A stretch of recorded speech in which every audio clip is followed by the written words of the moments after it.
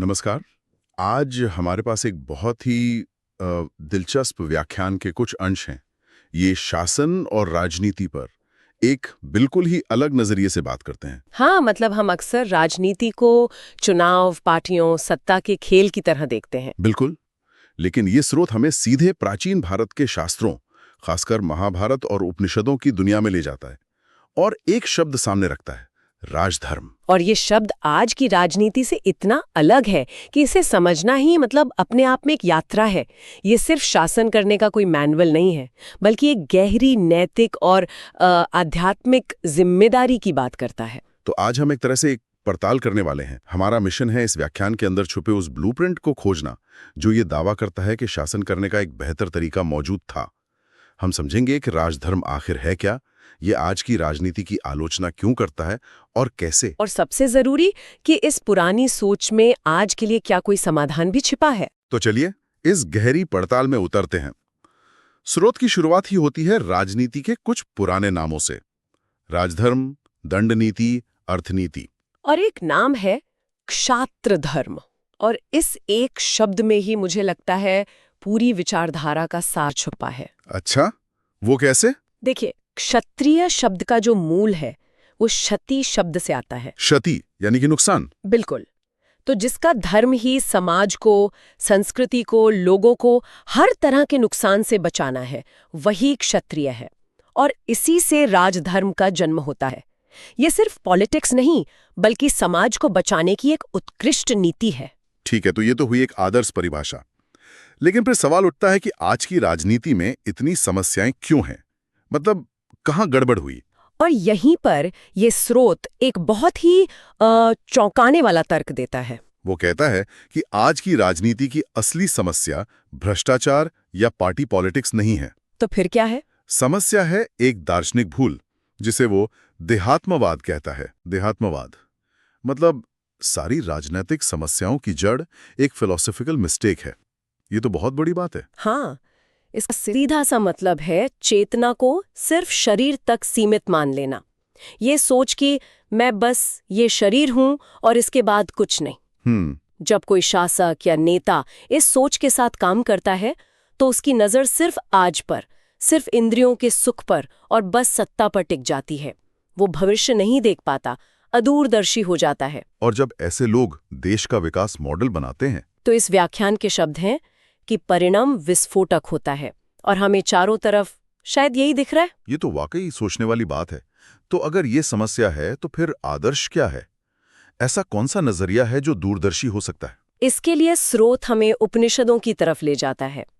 तैत्तिरीय उपनिषद का जिक्र आता है जो कहता है कि वेद हमारे मनोमय कोश में है। मनोमय कोश, इसे आसान भाषा में कैसे समझे? इसे ऐसे समझिए कि हमारा मन सिर्फ सोचने समझने की मशीन नहीं है, बल्कि एक तरह का रिसीवर है। अच्छा, मतलब मन सिर्फ एक सीपीयू नहीं, एक तरह का एंटेना है। बिल्कुल सही। एक साफ और शांत मन ही उन गहरे सत्यों को, उन यूनिवर्सल ट्रूथ्स को पकड़ सकता है जो समय से परे हैं। स्रोत इसे दिव्य चक्षु या एक डिवाइन आई कहता है। दिव्य चक्षु? हाँ, एक ऐसी आंख जो सिर्फ आज को नहीं बल्कि बीते हुए कल और आने वाले कल को भी देख सकती है, और यहाँ तक कि जो समय से भी परे है उसे भी महसूस कर सकती है। ऐसा मन ही सही मायनों में दूरदर्शी शासक बना सकता है। और आज की राजनीति में इसी दूरदर्शिता की कमी है, क्योंकि सब कुछ शरीर और सत्ता तक सिमट गया है। यह एक बहुत बड़ा दावा है कि ज्ञान और एक साफ मन सत्ता को हमेशा सही रास्ते पर ला सकता था। क्या ये सिर्फ एक आदर्शवादी सोच है या स्रोत इसका कोई ठोस सबूत भी देता है? ये बहुत अच्छा सवाल है, और इसके जवाब में ही इस व्याख्यान का सबसे दिलचस्प हिस्सा आता है, जिसे व्यासपीठ की शक्ति कहा गया है। व्यासपीठ, ये क्या है? व्यासपीठ का मतलब है ज्ञान और विवेक का आसन। यहाँ तर्क किया जा रहा है कि इतिहास में जब जब राजतंत्र रास्ता भटका, उसे पटरी पर कोई दूसरा राजा या सेना नहीं लाई। तो कौन लाया? उसे यही व्यासपीठ यानी ऋषि और मनीषी वापस लाए। अच्छा, इसके कुछ उदाहरण हैं स्रोत में? हाँ, और वो भी अलग अलग युगों से। पहला उदाहरण सतयुग का है, जब हिरण्यकश्यपु का आतंक था। उसे चुनौती देने की हिम्मत किसी राजा में नहीं थी। तब देवर्षि नारद ने हस्तक्षेप किया। उन्होंने भगवान नृसिंह के हाथों हिरण्यकश्यपु का उद्धार करवाया, लेकिन गद्दी खुद नहीं ली। तो फिर शासन किसे सौंपा? उसी के बेटे भक्त प्रहलाद को। लेकिन क्या ये थोड़ा अजीब नहीं लगता कि एक ऋषि आकर राजा को हटा दे और फिर गद्दी किसी और को सौंप दे? आज के जमाने में तो इसे मतलब सत्ता पर कब्जा ही माना जाएगा। बिल्कुल, पर उस व्यवस्था में ऐसा क्या था जो इसे स्वीकार्य बनाता था? वो ये कि व्यासपीठ की शक्ति नैतिक थी, राजनैतिक नहीं। उनका उद्देश्य सत्ता हथियाना था ही नहीं। तो उद्देश्य क्या था? व्यवस्था का शोधन करना था, उसे साफ करना था। और ये पैटर्न बार बार दिखता है। त्रेता युग से पहले राजा वेन ने जब कुशासन किया तो भृगुमनषि ने उसे दंडित किया और उसके शरीर के मंथन से एक आदर्श राजा पृथु को प्रकट किया। फिर से उन्होंने शासन खुद नहीं संभाला। और रावण के समय में भी ऐसा ही कुछ हुआ था? बिल्कुल। त्रेता युग में रावण को चुनौती देने वाला कोई राजा नहीं था। तब विश्वामित्र जैसे ऋषियों ने भगवान राम को इस काम के लिए तैयार किया और उनका मार्गदर्शन किया। और जब रावण का अंत हुआ तो लंका का राज किसे मिला? रावण के ही भाई विभीषण को। हर बार व्यासपीठ ने व्यवस्था को ठीक किया और फिर पीछे हट गए। वे सत्ता के केंद्र नहीं थे, बल्कि विवेक के केंद्र थे। ये पैटर्न तो साफ है, पर इसमें एक और दिलचस्प बात कही गई है, ये कि हिरण्यकश्यपु, रावण और दुर्योधन जैसे खलनायक भी परलोकवादी थे। ये क्या बात हुई? हाँ, और ये इस स्रोत का शायद सबसे अनोखा और गहरा तर्क है। ये कहता है कि ये खलनायक देहात्मवादी नहीं थे। वो ये नहीं मानते थे कि शरीर ही सब कुछ है। मतलब ये मानते थे कि शरीर के अलावा भी बहुत कुछ है। हाँ, स्वर्ग है, नरक है, दूसरे लोग हैं। ये बात मेरी समझ में ठीक से नहीं आई। मतलब आप कह रही हैं कि रावण और दुर्योधन जैसे खलनायक आज के आतंकवादियों से ज्यादा शक्तिशाली थे क्योंकि वे स्वर्ग नरक में मानते थे? हाँ, ये सुनने में उल्टा लगता है, पर यही इस तर्क की गहराई है। देखिए, जो व्यक्ति मानता है कि इस शरीर के बाद भी जीवन है, उसकी महत्वाकांक्षाएं भी एक तरह से कॉस्मिक होती हैं। अच्छा। रावण की लड़ाई जमीन के एक टुकड़े के लिए नहीं थी। वो इंद्र से लड़ना चाहता था, उसे इंद्रलोक पर कब्जा करना था। दुर्योधन मरते हुए कहता है कि मैं स्वर्ग जा रहा हूँ। कि इस स्रोत के अनुसार इनका अंत करने के लिए स्वयं भगवान को अवतार लेना पड़ा, जबकि एक देहात्मवादी आतंकवादी की लड़ाई सिर्फ यहीं तक सीमित है।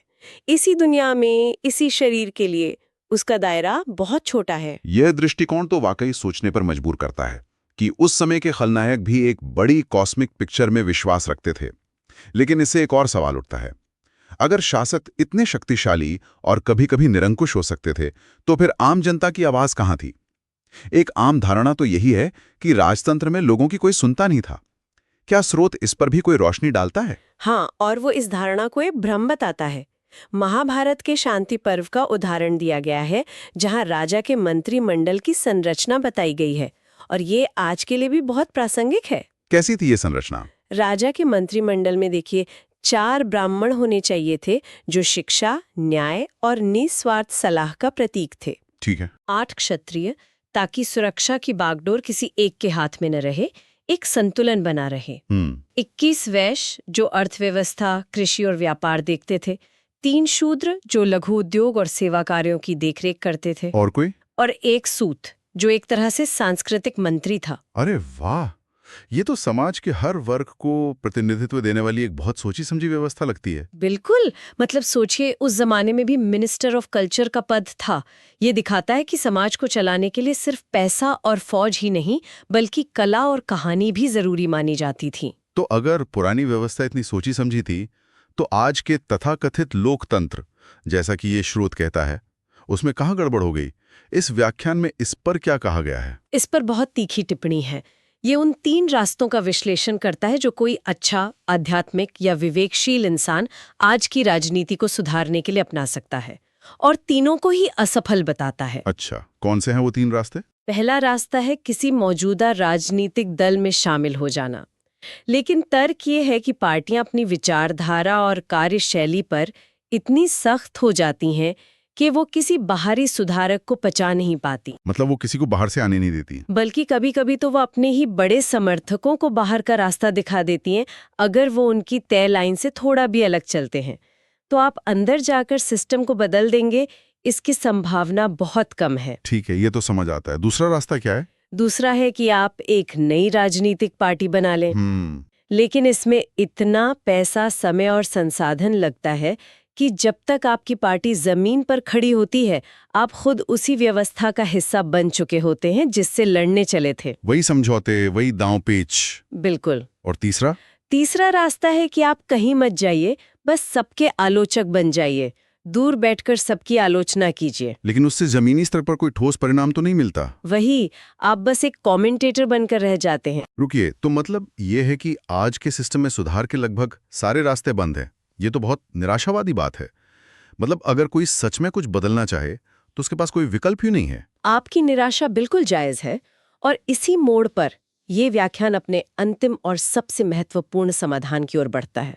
जब बाहर के सारे रास्ते बंद दिखें तो शायद जवाब कहीं और खोजना पड़ता है। और इसके लिए श्रोत धर्म की एक ऐसी परिभाषा पर वापस लौटता है। लेकिन धर्म तो खुद ही एक बहुत विवादित शब्द है। इसीलिए ये श्रोत धर्म की ऐसी परिभाषा देता है जो किसी पंथ या मजहब से नहीं जुड़ी। एक ऐसी वैज्ञानिक परिभाषा जिसे इसके अनुसार कोई नास्तिक भी नहीं नकार सकता। वो क्या है? परिभाषा है धारयति इति धर्मः। धारयति इति धर्मः। इसका क्या मतलब हुआ? इसका मतलब है वो चीज जो किसी दूसरी चीज का आधार है, जो उसे संभालती है या सस्टेन करती है, वही उसका धर्म है। जैसे आग का धर्म है गर्मी देना। गर्मी के बिना आग नहीं है। पानी का धर्म है शीतलता और बहाव। पृथ्वी का धर्म है सारे पदार्थों को धारण करना।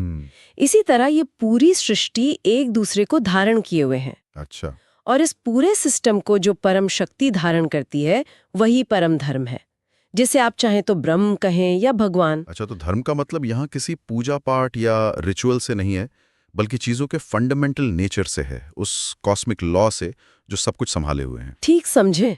और इसी मौलिक परिभाषा के आधार पर यह व्याख्यान अपना सबसे बड़ा दावा करता है। क्या? ये कहता है कि अगर सनातन सिद्धांत का यानी इस यूनिवर्सल लॉ का सही ढंग से पालन किया गया होता तो दुनिया में क्रिश्चियन, मुस्लिम या कम्युनिस्ट तंत्र की जरूरत ही नहीं पड़ती। ये तो बहुत ही बड़ा और कह सकते हैं विवादास्पद बयान है। इसका आधार क्या है? इसका आधार किसी दूसरे तंत्र से नफरत नहीं बल्कि आत्मनिरीक्षण है। स्रोत कहता है हमारा प्रमाद ही इन सब तंत्रों का जीवन है। प्रमाद का मतलब है हमारी अपनी गलती, हमारी लापरवाही, अपने ही सिद्धांतों को ठीक से न समझना और न जीना। अच्छा। समाधान किसी से लड़ने में नहीं है बल्कि अपने प्रमाद को दूर करने में है। अगर हम अपनी ही बातों पर, अपने ही दर्शन पर ठीक से चलें, उसे वैज्ञानिक और व्यावहारिक रूप से दुनिया के सामने रखें, तो दूसरे तंत्र अपने आप अप्रासंगिक हो जाएंगे, क्योंकि उनकी जरूरत ही खत्म हो जाएगी। बिल्कुल। तो मतलब समाधान किसी और सिस्टम से लड़ने में नहीं बल्कि अपने ही सिस्टम की धूल साफ करने में है। फोकस बाहर नहीं अंदर होना चाहिए। अगर जड़ें मजबूत होंगी तो पेड़ अपने आप हरा भरा हो जाएगा।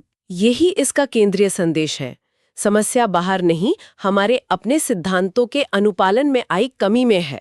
आज की ये चर्चा वाकई दिमाग की कई खिड़कियां खोल देती हैं। हमने राजधर्म की उस परिभाषा को समझा जो सिर्फ सत्ता नहीं बल्कि समाज को बचाने की एक नैतिक जिम्मेदारी है। हमने व्यासपीठ की उस ऐतिहासिक भूमिका को देखा जो सत्ता के ऊपर विवेक को रखती थी, और आधुनिक राजनीति की समस्याओं की जड़ देहात्मवाद जैसी एक दार्शनिक भूल में खोजी। हाँ, अगर इस पूरी बातचीत को समेटना हो तो कुछ मुख्य बातें हैं। पहली, राजधर्म का मतलब है समाज की क्षति को रोकना, न कि सिर्फ राज करना। बिल्कुल। दूसरी, जब भी शासन रास्ता भटकता है तो उसे सुधारने की असली शक्ति ज्ञान और विवेक में होती है, जिसे व्यासपीठ कहा गया, न कि किसी और राजनीतिक शक्ति में। और तीसरी बात जो मुझे सबसे ज्यादा सोचने पर मजबूर कर गई वो ये थी कि आज की राजनीति की बहुत सारी समस्याओं की जड़ एक अदूरदर्शी सोच, देहात्मवाद में छिपी हो सकती है। और चौथी और सबसे जरूरी बात कि असली समाधान बाहरी व्यवस्थाओं से संघर्ष करने में नहीं है, बल्कि अपनी ही नींव को, अपने ही सिद्धांतों को फिर से समझने और मजबूती से जीने में है, अपने प्रमाद को दूर करने में है। और ये चर्चा हम सबके लिए एक सवाल छोड़ जाती है। अगर समाज की समस्याओं का असली समाधान पार्टियों या सिस्टम को बदलने में उतना नहीं है जितना समाज के नैतिक और विवेकपूर्ण आधार को मजबूत करने में है, तो आज के इस शोर शराबे वाले दौर में वो व्यासपीठ या विवेक की आवाज कहाँ है? क्या वो किसी संस्था में है, किसी व्यक्ति में है, या फिर हम सबके अंदर ही कहीं छिपी है जिसे हम सुनना भूल गए हैं? इस पर सोचना जरूरी है।